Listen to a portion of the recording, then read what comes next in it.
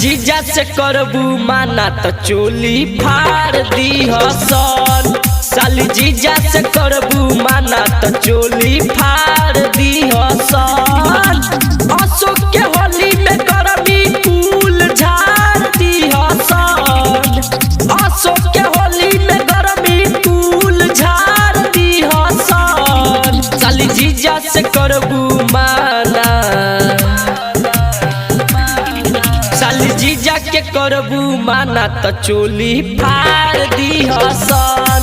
साली जीजा से करबू माना तो चोली फाड़ दी हसन।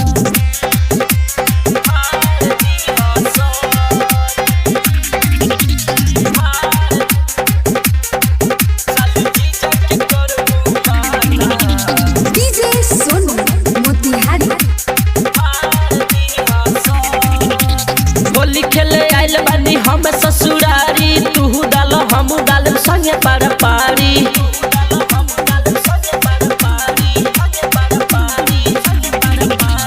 होली खेले आइल बानी हम ससुरारी, तू डाल हम डाल संगे पार पारी। हमारा जैसन गिफ्ट ना कौन थार दी हसन। हमारा जैसन गिफ्ट ना कौन थार दी हसन। साली जीजा से करबू माना,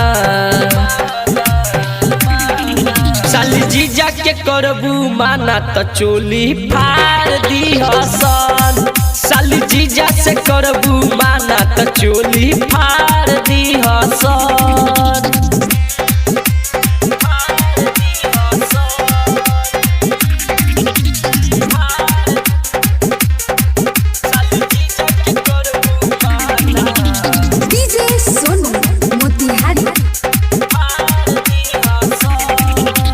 साली बिना ठीक ना लागेला फगुआ, तू ही तो दुलरुआ बारू एगो लगुआ।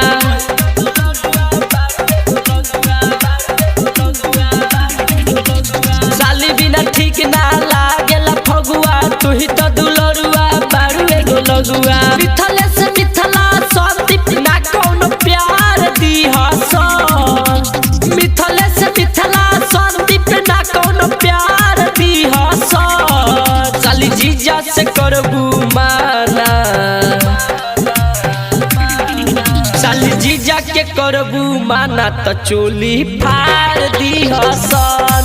साली जीजा से करबू माना तो चोली फाड़ दी हसन।